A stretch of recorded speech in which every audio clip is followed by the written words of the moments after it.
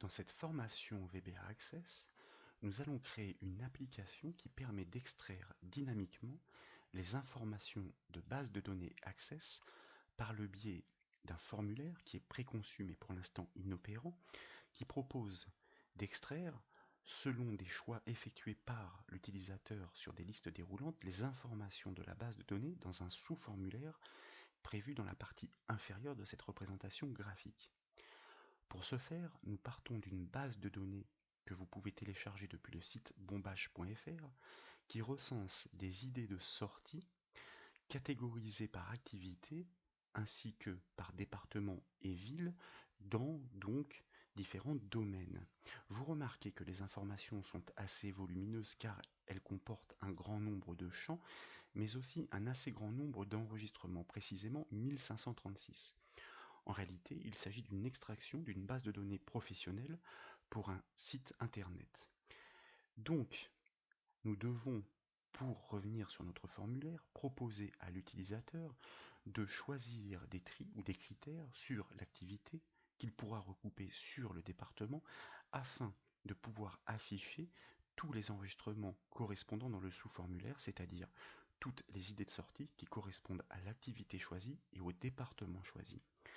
En revanche, bien entendu, il n'existe pas, par exemple, qu'un seul restaurant pour le département de la Drôme, si bien que, dans cette table source, les activités sont redondantes, ainsi que les départements. Donc, nous allons devoir concevoir une requête qui permet d'extraire ces informations sans doublon pour pouvoir les charger dans ces listes déroulantes. D'ailleurs, dans cette formation, tout ce que nous allons pouvoir faire grâce aux objets Access sans passer par VBA, nous allons le faire, mais nous verrons qu'à l'issue, pour rendre dynamique cette application, nous aurons fort logiquement besoin de Visual Basic. Nous allons commencer par créer notre première requête qui va permettre d'extraire les activités sans doublon. Dans l'onglet Créer, nous cliquons sur le bouton Création de requête, nous sélectionnons la table source Société que nous ajoutons puis nous fermons l'invite. Cette fois-ci, nous n'allons pas ajouter les champs dans la zone de requête comme d'habitude, nous allons concevoir, et c'est nouveau, une requête en SQL. Le SQL est un langage de programmation universel qui permet d'attaquer toute base de données pour en extraire l'information. Si nous passons par le SQL, c'est tout simplement parce que l'instruction que nous devons coder est excessivement simple, extrêmement efficace. Par défaut, comme nous avons sélectionné la table Société, remarquez qu'il est écrit Select from Société. Select est le mot-clé qui désigne la sélection d'une requête sélection from à partir de la table Société. Comme aucun champ et aucun critère ne sont définis, cette requête va tout simplement extraire toutes les informations de la table Société. Elle proposera donc une vue identique à la table Société.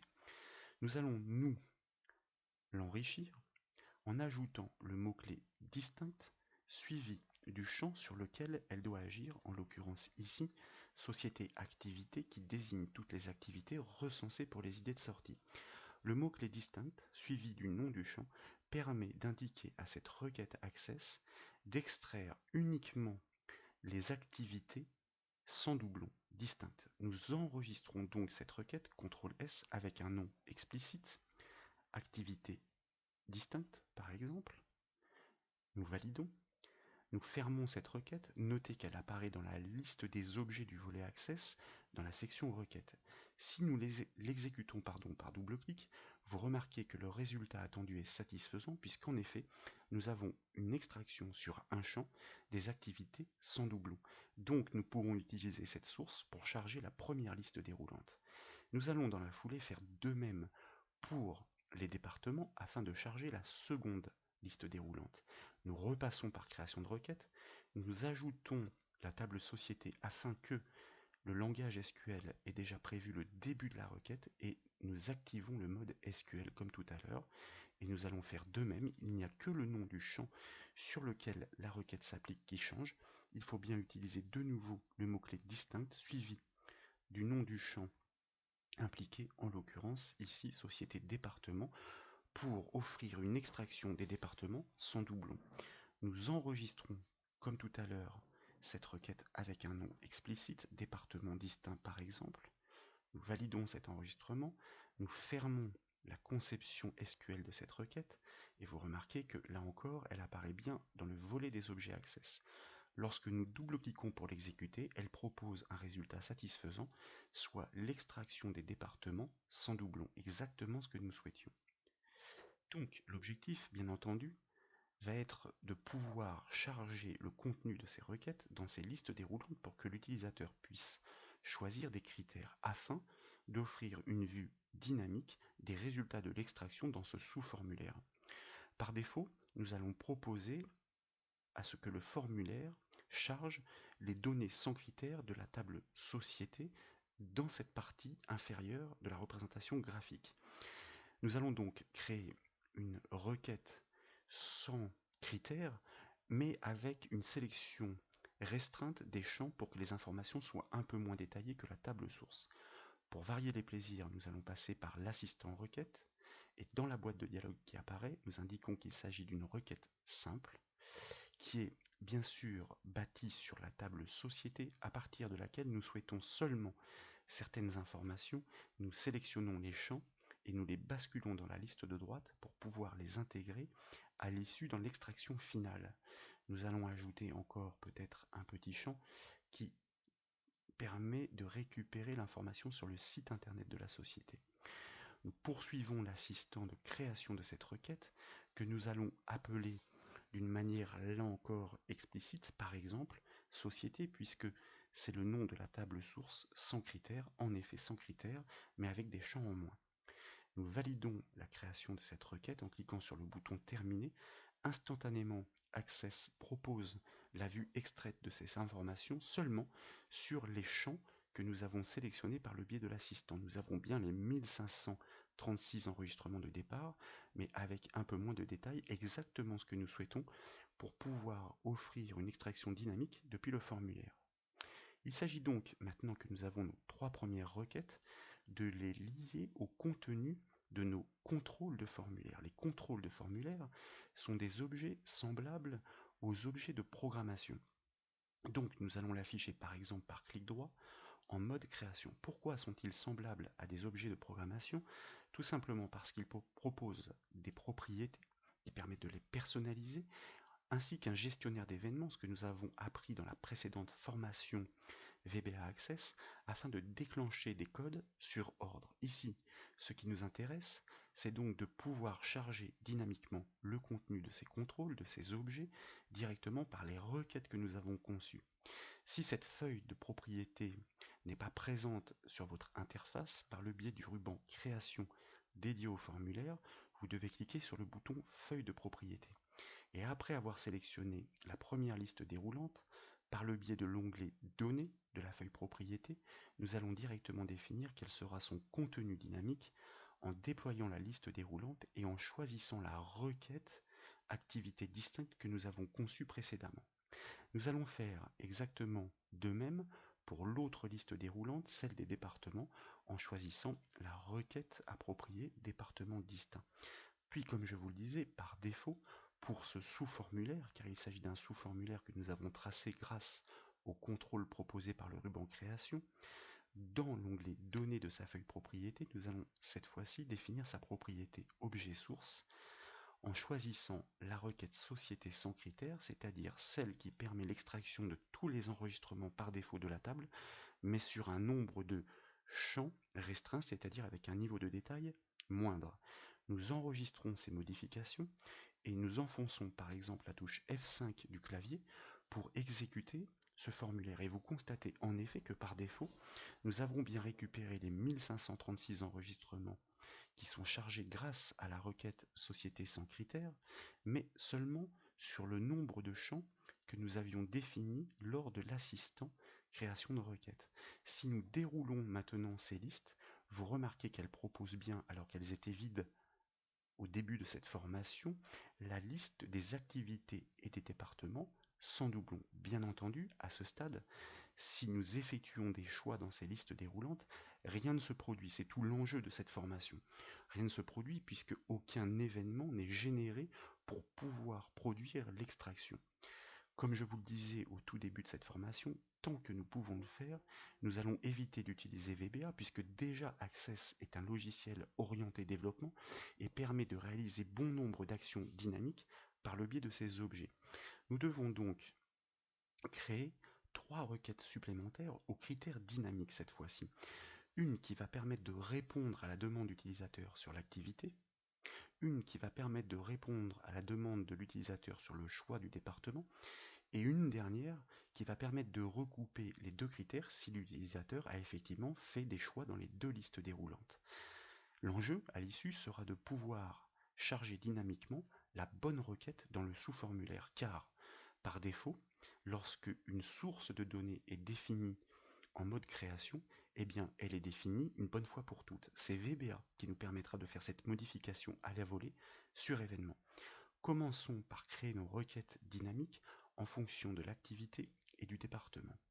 Nous repassons par le ruban Créer et nous cliquons une fois de plus sur le bouton Création de requête, à partir bien entendu de la table Société. Tiens, pendant que j'y pense, il serait même plus opportun, donc nous allons fermer cette grille de requêtes, de dupliquer une requête qui a déjà le bon nombre de champs sur lequel nous souhaitons effectuer les critères. Donc, nous revenons dans notre volet des objets Access, et pour dupliquer cette requête, CTRL-C, puis CTRL-V, et du coup, Access nous demande de renommer cette requête. Il s'agit de la requête avec un critère dynamique sur les activités. Donc, nous allons l'appeler critère activité. Et nous validons par OK. Si bien que, lorsque nous l'affichons par clic droit en mode création, nous retrouvons effectivement notre requête avec sa grille de requête et directement les noms des champs sur lesquels nous souhaitons agir. En l'occurrence ici, nous souhaitons agir sur le champ société activité. L'enjeu est que le critère fasse en sorte que cette requête n'extrait que les idées de sortie pour lesquelles l'activité est celle définie par l'utilisateur depuis le formulaire par le biais de la liste déroulante. Nous l'avons déjà vu dans une formation Access précédente. Dans la zone de critères, le clic droit créé dans le menu contextuel permet d'afficher le générateur d'expression qui va nous permettre d'établir la correspondance entre ce champ société activité de la requête et la valeur de la liste des activités du formulaire. Nous déployons par le biais de la liste de gauche l'affichage de tous les formulaires jusqu'à atteindre notre formulaire extraction. Nous cliquons pour le sélectionner et dans la liste des contrôles qui sont proposés, nous y trouvons en effet la liste déroulante qui se nomme liste activité, c'est son nom d'objet. Access nous construit donc l'expression qui permet de faire la correspondance avec l'objet liste déroulante, liste activité du formulaire qui se nomme formulaire extraction qui est désigné comme un objet formulaire. Nous validons cette expression que nous avons construite avec le générateur et nous enregistrons la requête. Nous allons en profiter pour faire de même pour générer une requête aux critères dynamiques sur le département. Bien sûr, pour l'instant, cette requête ne peut pas être utilisée seule, elle doit être utilisée conjointement avec le formulaire pour une bonne et simple raison, et vous le voyez quand on l'exécute, c'est qu'elle attend le critère transmis par le formulaire par le biais de la liste déroulante, liste activité. Donc ce sont des objets que nous allons lier les uns aux autres. Nous faisons donc de même à partir de la requête société sans critère que nous dupliquons par CTRL-C, CTRL-V pour cette fois-ci la renommer directement critère département.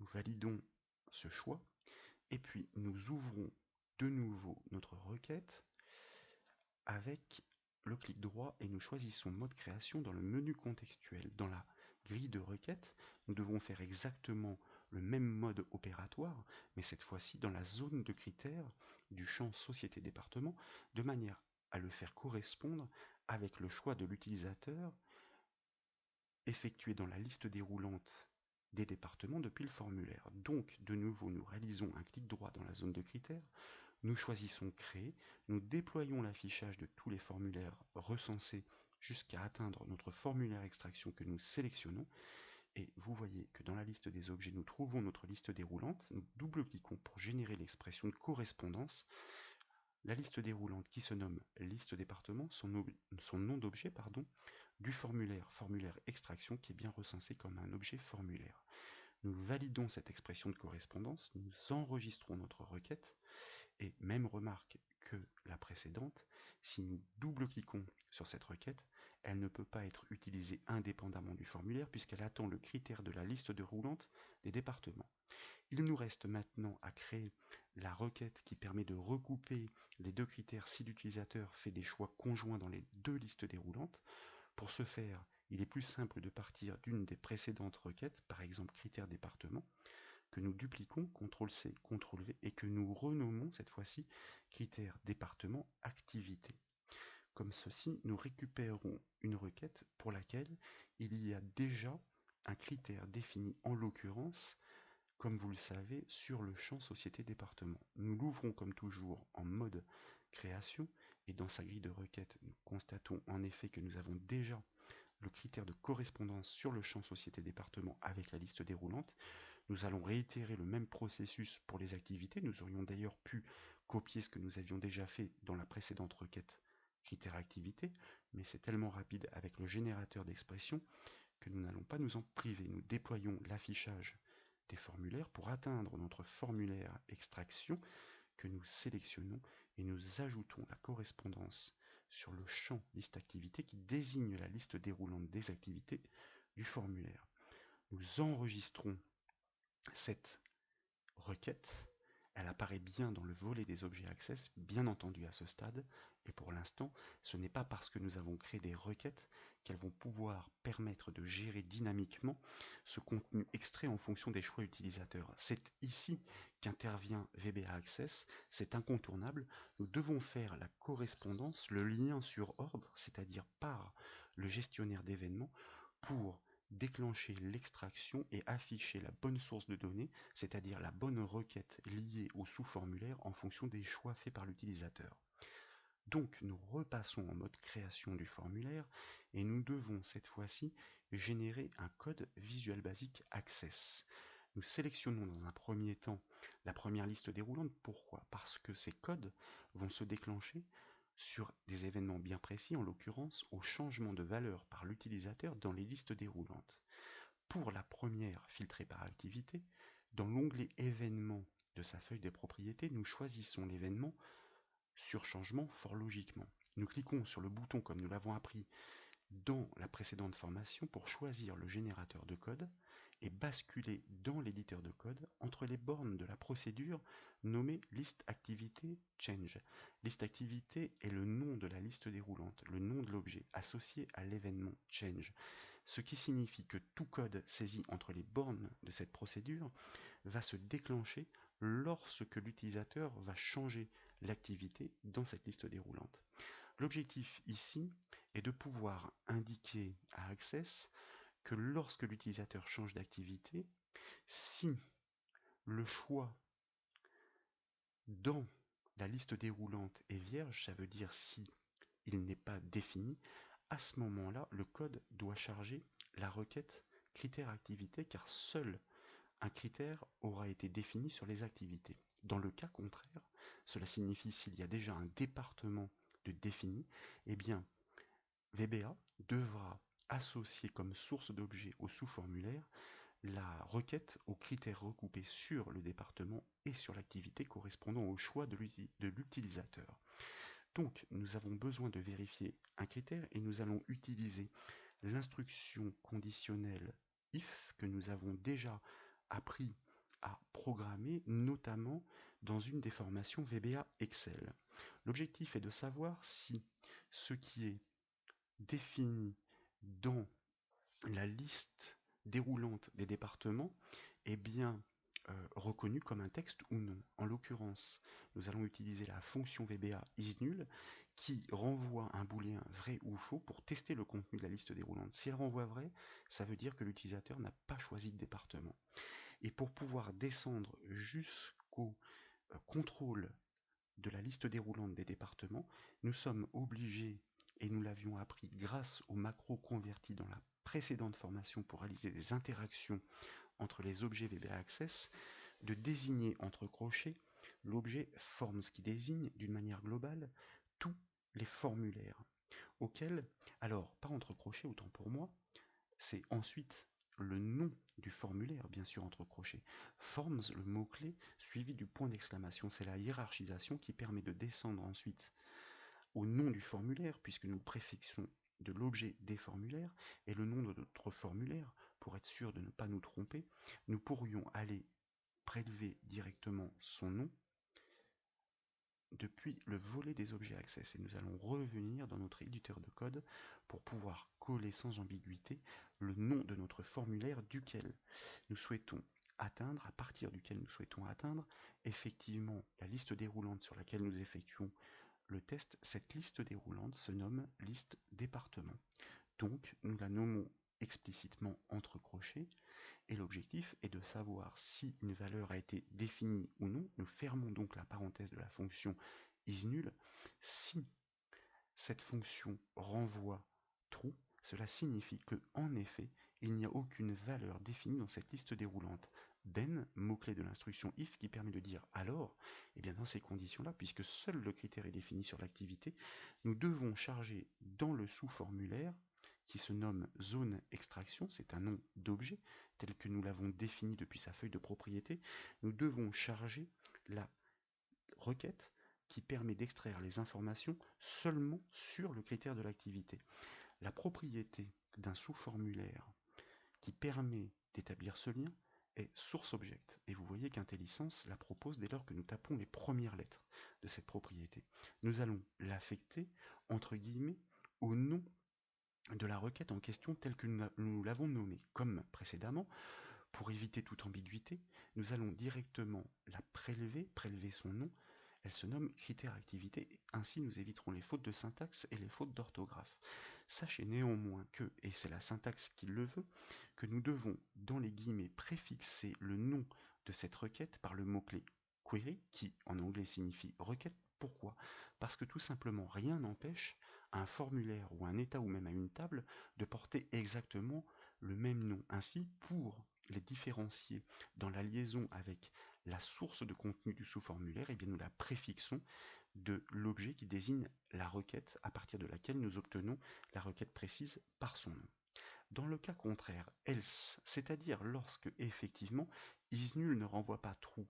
Si isNull ne renvoie pas true, ça veut dire qu'un département a bien été défini, auquel cas, eh bien, le sous-formulaire qui se nomme zone extraction doit être chargé sur l'extraction effectuée par la requête aux critères recoupés, c'est-à-dire département et activité. Comme tout à l'heure, nous prélevons son nom pour éviter toute faute de saisie et nous allons terminer notre instruction NDIF. C'est pratiquement fini pour ce petit code VBA. Vous voyez qu'un tout petit code VBA, enfin on va le constater en exécution, va nous permettre de rendre l'application totalement dynamique. Il s'agit quand même d'ajouter une dernière ligne de code puisque il faut effectuer la mise à jour de la liaison entre le sous-formulaire et sa source de données qu'est la requête. Et pour ça, nous allons forcer cette mise à jour toujours à l'aide de l'objet zone extraction qui est le nom de l'objet sous formulaire et de sa méthode requery qui va forcer le recalcul, la mise à jour de la liaison. Nous enregistrons ce code et même si pour l'instant nous n'avons pas encore développé de code associé à l'événement de la liste déroulante des départements, nous allons tester pour voir si à ce stade notre application fonctionne au moins sur la liste des activités. Nous avons bien nos 1536 enregistrements. Nous souhaitons pour l'instant n'afficher que par exemple, les discothèques, nous la choisissons dans la liste et vous remarquez que instantanément, grâce à ce code VBA, eh bien, la liaison s'est faite entre le sous-formulaire et notre requête de critères sur les activités. Le résultat est que nous n'obtenons plus que 114 enregistrements qui correspondent bien à ce critère réalisé par le biais de la première liste déroulante pour n'offrir qu'une vue synthétisée sur les discothèques dans les idées de sortie. Vous voyez que nous pouvons défiler. Donc c'est quelque chose qui est particulièrement intéressant. Bien sûr, à ce stade, si nous sélectionnons conjointement un département, eh bien rien ne se produit. Pour la bonne et simple raison que nous n'avons pour l'instant pas encore développé le code qui permet de faire la jonction ou de déclencher l'événement directement par le biais de cette deuxième liste déroulante.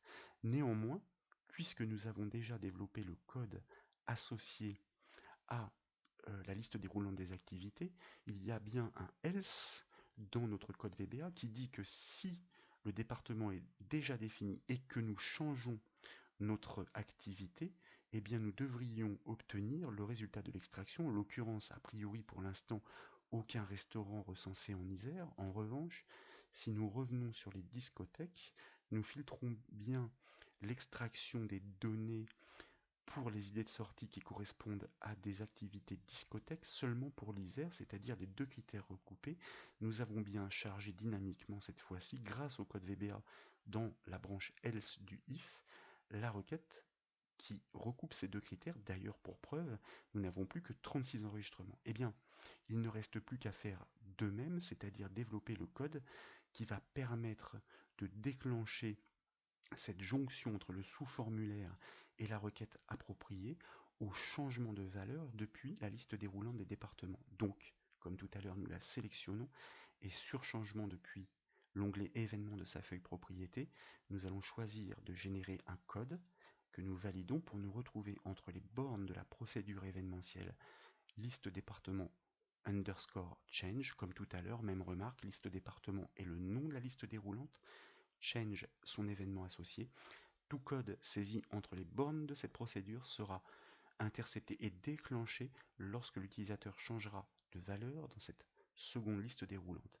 Il ne s'agit que d'une adaptation du premier code, donc nous allons le récupérer, le copier et le coller. Cette fois-ci, il s'agit de faire un test lorsque nous changeons de département sur les activités. Si aucune activité n'est définie, cette fois-ci, if is nul de la liste activité, à ce moment-là, nous allons charger seulement la requête sur les départements. Dans le cas contraire, cela signifie que les deux sont définis. Nous allons de nouveau charger la requête qui recoupe les critères.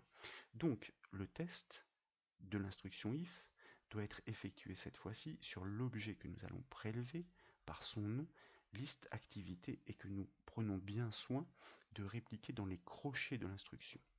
À ce moment-là, l'objet source de notre sous-formulaire zone extraction est bien une requête query, mais qui ne sera pas critère activité, mais critère département dont nous allons prélever le nom pour éviter tout risque comme nous l'avons fait jusqu'alors.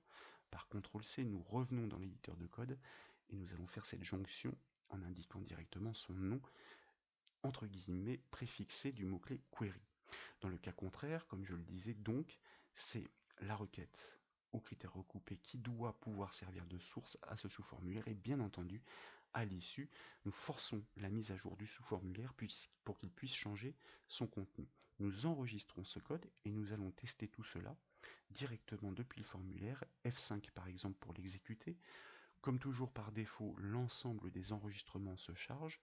Dans un premier temps, nous allons choisir effectivement seulement un département pour constater que cette fois-ci, il y a bien un événement généré et donc un code déclenché, ce qui n'était pas le cas tout à l'heure, pour obtenir la liste des idées de sortie seulement en Ardèche. Et vous voyez qu'il n'y en a plus que 476 sur les 1536 de départ. Et pourquoi pas, nous allons choisir une activité pour pouvoir recouper ce critère. Il pourrait s'agir par exemple des parcs d'attractions et remarquez que nous obtenons une vue synthétisée extraite en instantané qui est extrêmement efficace directement dans le sous-formulaire du formulaire qui nous permet de constater que parmi les idées de sortie que nous recherchons, il n'y en a que deux qui correspondent à ces deux critères recoupés, c'est-à-dire un parc d'attractions en Ardèche qui sont référencés directement dans le sous-formulaire. Donc voilà une petite application qui est extrêmement efficace avec un code VBA Access on ne peut plus simple, vous en conviendrez. Nous aurions même pu nous offrir le luxe ici d'ajouter une petite zone de saisie pour pouvoir taper des mots-clés de recherche, mais à l'aide des requêtes et du langage SQL, nous aurions sans doute, grâce à l'instruction like, obtenu des résultats assez grossiers. Lorsque le moment sera venu et que nous connaîtrons suffisamment de rudiments en programmation VBA Access, nous verrons que nous pourrons coder un programme qui permettra d'obtenir des résultats de moteurs de recherche plus fins et beaucoup plus satisfaisants. Mais ça, c'est pour une formation à venir. Voilà, j'espère que cette formation sur l'extraction de données dynamiquement en temps réel dans Access vous a plu. Si c'est le cas, je compte sur vous pour mettre un petit j'aime à la vidéo, ce serait très sympa de votre part, et vous savez que vous pouvez retrouver toutes les autres formations sur le site bombage.fr. Je vous remercie.